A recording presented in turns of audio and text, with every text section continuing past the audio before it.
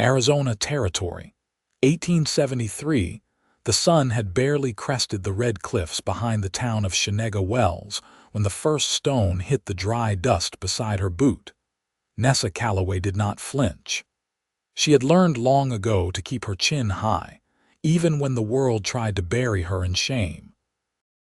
"She ought to ride out and never come back," hissed a woman near the mercantile, her voice loud enough to stir a chuckle from a group of men lounging on the porch. "Lost her mind, showing up again like nothing happened," another spat. Nessa stepped through the middle of them all, her worn boots steady, the skirt of her faded blue dress brushing against her ankles. Her hands were empty. She carried no basket, no bag, just a quiet fire in her chest that had not gone cold in 6 long months. She had returned for her father's land. After he passed, folks in town assumed she would stay gone. But the deed bore her name, and she meant to hold on to what little was left of her family. The whispers sharpened into laughter when someone kicked a pail toward her path. It clanged across the dirt and stopped at her feet. She paused. "Town's not for your kind anymore, Nessa Calloway," one man called out, a sneer in his voice. "And what kind is that?" she asked, her voice even. A hush fell. Then the door of the saloon creaked open behind her. "They mean the kind with a spine," came a man's voice, low and sure. Bootsteps rang out behind her. She turned her head slightly as a tall figure stepped up beside her. He smelled of saddle leather and sun. His coat was thick with trail dust, his hat shadowing the sharp line of his jaw. But his eyes were clear and steady on her. Zeke Vaughn. He had not changed much since the day he left Chenega Wells 4 years ago. He had been barely 20 then, already breaking horses and earning coin on cattle drives. His letters had stopped coming after her engagement to another man, a mistake she paid for dearly. "Zeke," she breathed, not daring to believe it. He looked at her, not flinching, not blinking, like the world had gone still. Then, in front of every eye on that street, he reached out and took her arm. "She is mine," he said, loud enough for all of them. "And I am hers." A gasp rolled through the crowd like wind through dry grass. Someone muttered, "That girl disgraced herself." Zeke's gaze cut sharp. "She did nothing wrong. You all just wanted someone to aim your poison at." Nessa stared up at him, shaken to her core. "Why are you doing this?"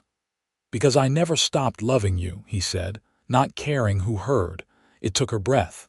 The townsfolk scattered soon after, the weight of Zeke's presence pushing them back like a tide.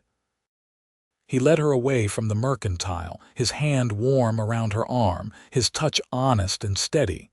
When they reached the edge of town, near the old blacksmith's ruin, she pulled free. "I do not need saving," she said, her voice tight. "I know," Zeke said.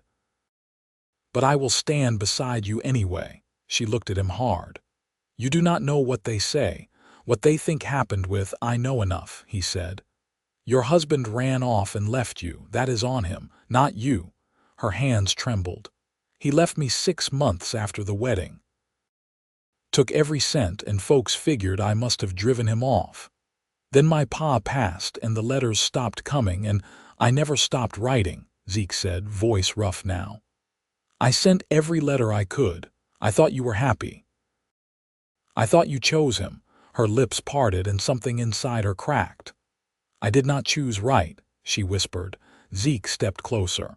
"Then let us choose different now." Nessa blinked hard against the heat behind her eyes. "You should not tie yourself to me, Zeke." "They will talk." "Let them," he said. "I know who you are. That is enough." She had never felt so seen. He offered his arm again, this time slower. She hesitated only a breath before her fingers curled around it. They walked back to her father's ranch together. The land was parched and tired, but the bones of the place still stood. The porch creaked beneath their boots as they stepped onto the boards. She unlocked the front door with a brass key, the same one her father used to carry on a loop at his belt. Inside, the air smelled of dry wood and old dust. Zeke paused in the threshold, quiet. "You been living here alone?" he asked. She nodded. "Since January." "I will fix the roof," he said, "and the fence out back." She turned to him. "Why?"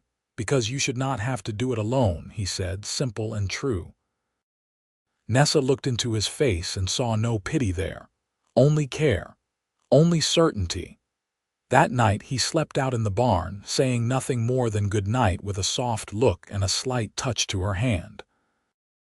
She watched him walk into the dark with a heart that felt like it was waking up after a long, cold sleep. In the morning, she made coffee and stepped onto the porch to find Zeke already hammering new boards onto the fence line. He tipped his hat at her. "Morning, Miss Calloway." She smiled, the first real smile in a long while. "Good morning, Mr. Vaughn." And the sun rose warm over Shenega Wells. Zeke worked along the fence line until the sun sat high and sharp above the mesquite trees. His shirt clung damp to his back. Dust streaked his forearms and sweat gathered at his temples. He didn't glance toward the house once, but he felt her watching through the window. Not with suspicion, just quiet attention, like she was measuring the shape of him now, the way a woman might test the strength of a beam before leaning her weight on it. Nessa came outside after midday. Sleeves rolled past her elbows, a canvas sack slung over one shoulder. She crossed the porch and kept walking toward the small grove of cottonwoods beyond the barn. Zeke straightened, leaned one arm on the fence rail and called over. "You heading far?" She didn't stop walking. "There's a grave needs tending." He didn't ask which one. He just grabbed his hat from the post and followed. They walked without speaking for a while, the wind stirring dry leaves, a single hawk wheeling in the blue above. She led him up a slope where the land flattened out and the grass grew in tufts between the stones. 3 markers stood there, simple wood, hand-carved. Nessa crouched beside the middle one and pulled a small tin from her sack. It held a rag, a knife for scraping moss, a stub of beeswax. Zeke rested a few paces back, hat in hand. "Your father," her hand paused on the lettering, "and my mother." "The 3rd's empty. My brother died in New Mexico, never brought him home." He nodded once and stood quiet while she cleaned the wood, washed the dust from the names with the cloth and a bit of water from a canteen. "He taught me to ride," she said after a long silence. "Wouldn't let up till I could keep a seat through every trick that gelding had in him. Said the world would never stop bucking, so I'd best learn to stay on." Zeke knelt and picked up a handful of dry weeds, pulling them loose from the grave's edge. "He sounds like a man who knew what he was talking about." He did, and he'd have been furious at how things turned out. Zeke didn't look up. "Furious at you?" "No, furious at them, at the town, at him." Her voice tightened. "But he's not here to shout anymore." They worked in silence again, side by side now, hands moving over the graves until the sun dipped low enough to cast their shadows long.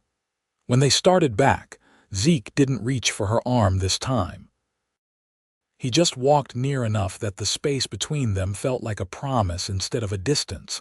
At the house, she poured water from the pump and handed him a cup without a word.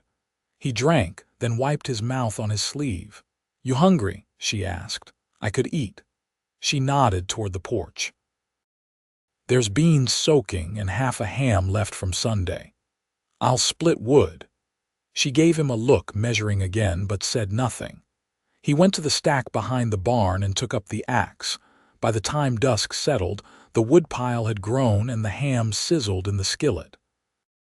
Nessa stirred the beans with a slow hand, the window opened to let in the cooler air. Zeke washed at the basin just outside, then stepped in without knocking. The table was already set. 2 plates, 2 mugs, no candles, no frills. Just a meal between 2 people who'd seen the world's harsh edge and still chose to sit at the same table. Zeke lowered himself onto the bench. "Smells like home." She glanced at him. "You haven't had one in years." That don't mean I forgot what it's supposed to feel like. They ate in a hush, the scrape of fork on tin and the low whistle of wind through the shutters the only sounds between them. When he finished, he leaned back and watched her gather the plates. "You planning to stay?" She looked over her shoulder. "On this land?" "No, here with me." She set the plates down. "You're asking like it's settled." "I'm asking like I mean it. I don't know how to trust that yet." Zeke stood, slow and careful, and walked to where she stood. He didn't touch her, just looked her full in the face. "I'll wait, but I won't back down." She held his gaze for a long moment, then stepped past him and opened the door. The night air was cool on her skin. "You can sleep in the house tonight," she said. He gave a single nod. "Thank you. I didn't say in the bed. I didn't hope for it." She left the door open behind her as she walked to the porch. He followed. They sat side by side on the top step, not touching, not speaking, just breathing the same night. "After a while," she said, "they'll never forget what they think they know." Zeke's voice was steady. "Then we'll show them something better to remember." She didn't answer, but she didn't leave either. And the stars came out one by one, quiet witnesses to a new kind of beginning. The hens had stopped laying. Nessa found 2 cracked shells in the coop at dawn, the yolks spoiled and run through with ants. She stood in the packed dirt, arms crossed, and watched the birds scratch uselessly at the dry ground. The feed was nearly gone, and the pump had begun to wheeze, drawing up more grit than water. When she stepped back toward the house, she saw Zeke crouched beneath the porch, one shoulder braced against a support beam. He was fitting a new crosspiece with a mallet and wedge, the steady rhythm of it pulsing through the dry boards. She didn't call out, just stood watching until he looked up on his own. "You've been under there since sun up." "Beam was split clean through," he said. He pushed his hat back, exposing a line of sweat along his brow. "Would have buckled first hard rain. We haven't had more than a sprinkle since March. Then we're due." She stayed quiet a moment, then nodded toward the coop. "The hens are useless. I'll need to sell them or trade them off before they starve." He straightened, brushing his palms over his thighs. "There's a cattle auction in Wilcox in a few days. I can ride in, see what they'll fetch." Her mouth pressed into a line. "That's a full day's ride." "You'd need to stay the night." Zeke stepped up onto the porch without hesitation. "I've slept rough plenty." "I mean, you'd need coin for the inn, feed for the horse, and I don't have that to spare." "I've got enough to cover it." She shook her head. "I'm not taking your money. I'm not offering it, I'm spending it. There's a difference." She opened her mouth to argue, but he stepped past her into the house, and she let the words die. Later that morning, she brought out her father's ledger, the edges worn soft from years of use. She sat at the table and ran her finger down the neat columns of debt and credit. Mouths fed, barley sold, horses shoed. Zeke returned from the barn with 2 sacks of oats slung over one shoulder and paused when he saw it open. "You still keep records like he did," he said. "He always said, memory's a thief. Write it down or it'll rob you blind." Zeke set the sacks down and pulled out a chair across from her. "You ever think about selling the place?" Her jaw went tight. "Every man in town has asked me that same thing. Not one of them offered a fair price."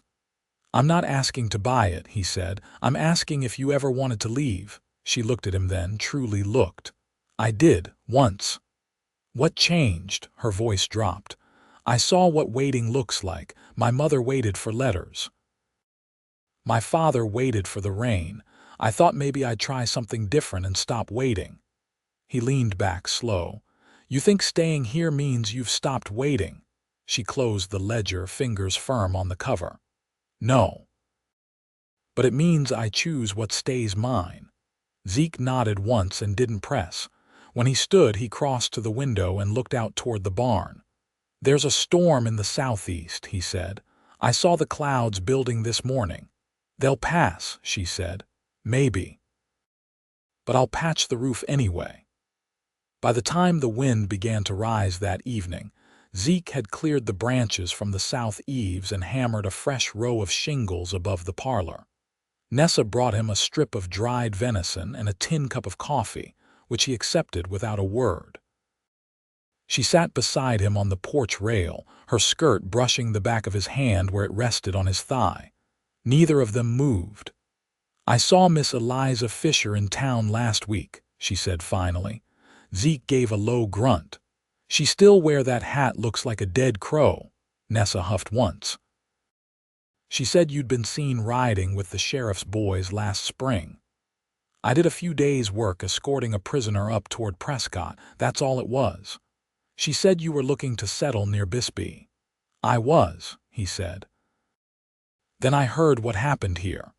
Nessa's fingers curled around the empty cup in her lap. "You could have sent word. I didn't know if you'd want it." The wind caught the corner of the roof and flapped it hard, but neither of them turned. "You don't need to stay, Zeke," she said.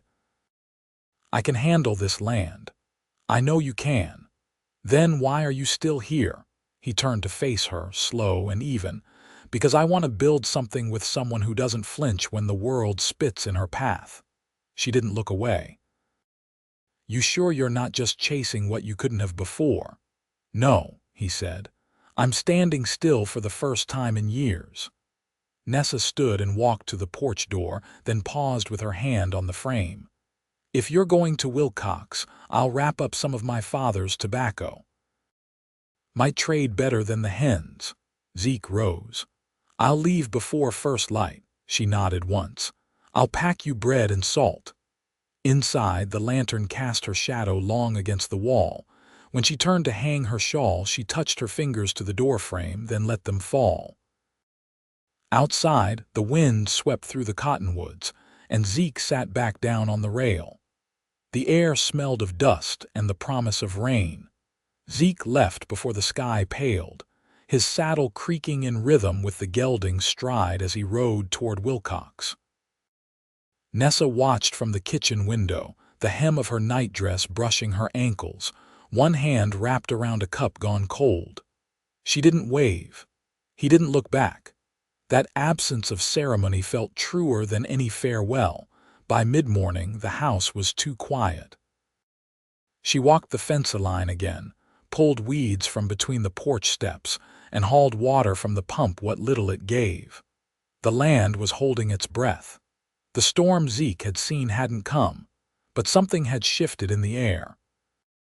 She spent the afternoon cleaning out the corner room, the one her father had used for storing broken tools and half-finished projects.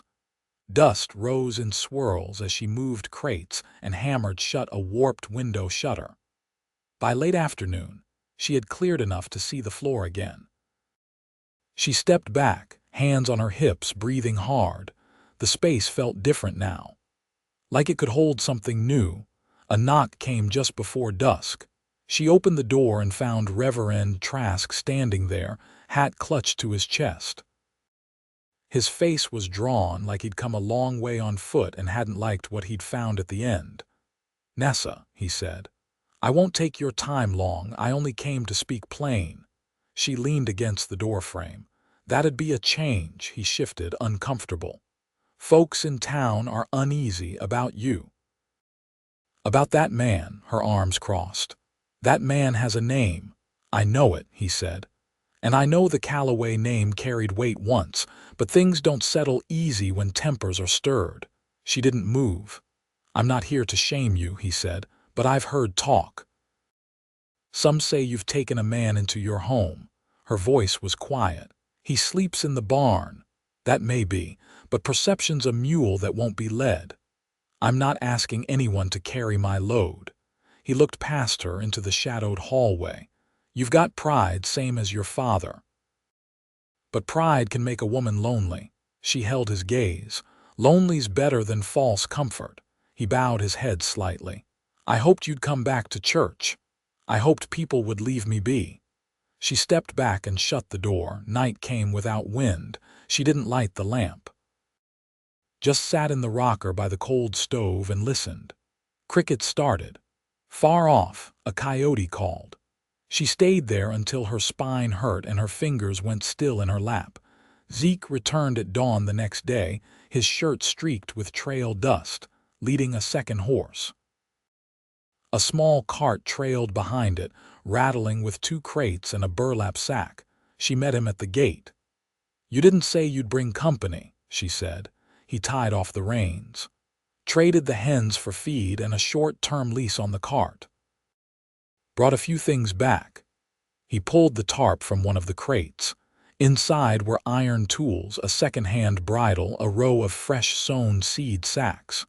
In the other 2 hens and a young rooster, clucking softly, calm from the ride. She raised an eyebrow. "They're laying," he said.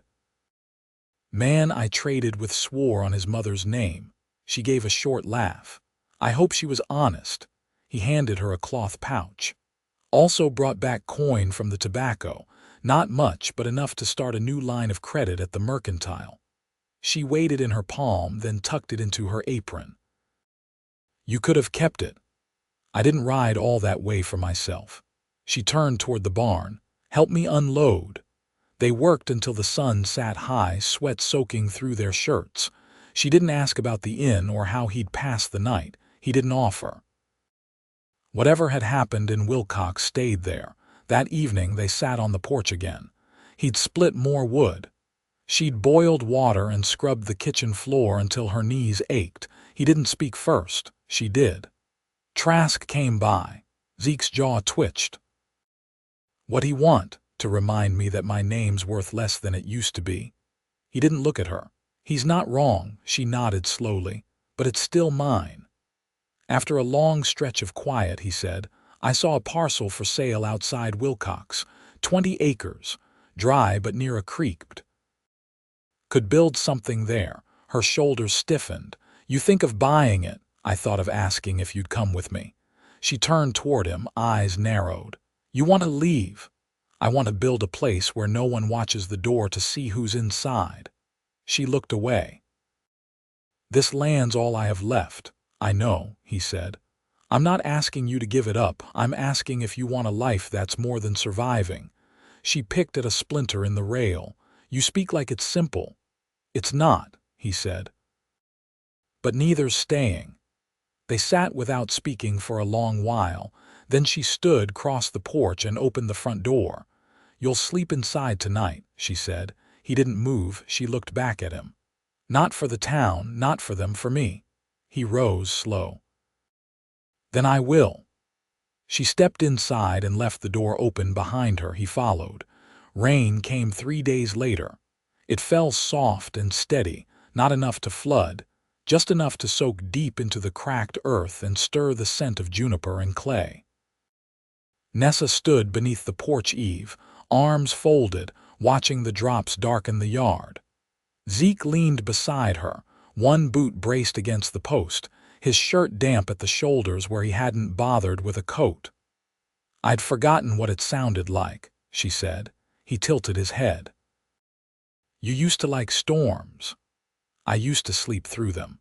Mama always said rain meant we could rest, that the world would do its work without us for a while." Zeke looked out across the fields where the new hens scratched near the fence. "Think maybe she was right." They spent the day inside, but it didn't feel like waiting. Zeke sanded down the warped cupboard door in the kitchen, his hands moving in patient strokes. Nessa sat at the table mending a torn flour sack, the thread steady beneath her fingers.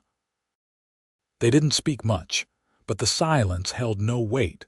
It felt like the house had finally exhaled.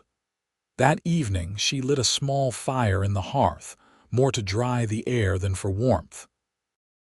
Zeke brought in an armful of kindling and set it by the bricks, then sat on the floor with one knee raised, his forearm resting easy across it. She glanced at him. "You ever think of building furniture?" "Only ever built what I needed." "You've got a steady hand." He looked up. "You looking for a table?" She smiled without showing teeth. "I'm looking for a life that doesn't fall apart at the corners." Zeke's eyes didn't leave hers. "Then I'll build it with you." She didn't answer right away. Just reached over and touched his wrist. her fingers warm against the back of his hand. He turned it slowly, threading their hands together without a word. Later, when the fire had burned down and the wind had stilled, she stood and held out her hand again. He rose without question. She led him to the bedroom, no hesitation, no pretense. Just two people who'd lived through enough to know what mattered. The next day they hitched the cart and rode into town together. Heads turned. Whispers stirred.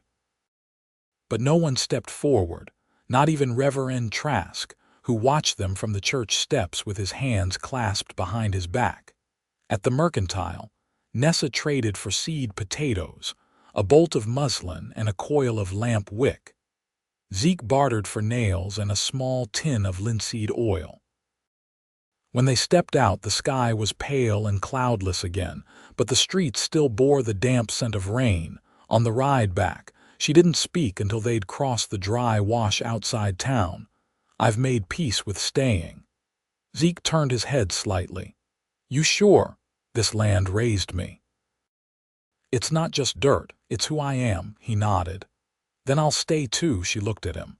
"Not because I need you, no," he said, "because I want to." That night they sat on the porch again. The air smelled of sage and damp wood. She rested her head against his shoulder, and he laid his hand over hers where it rested on his knee.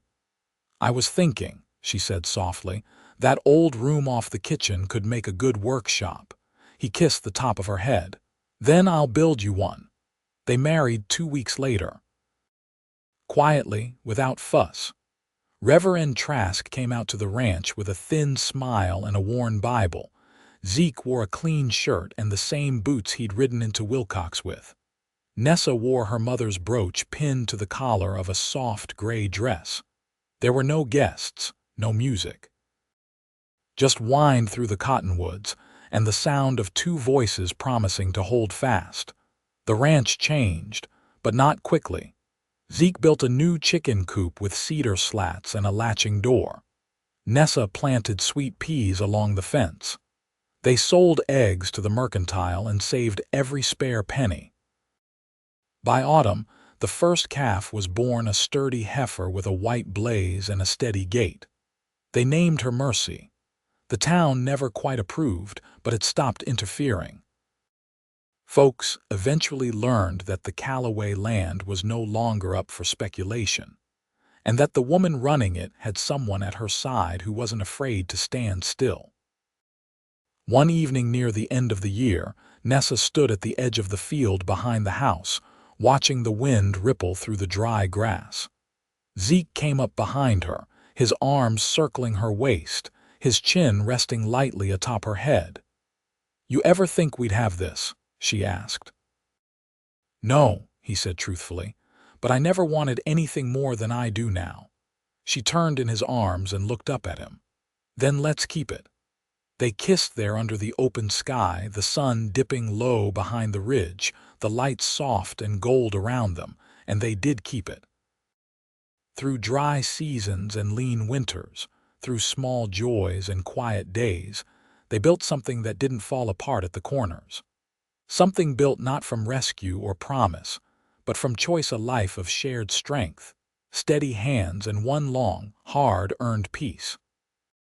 Forever together, on land that finally felt like home,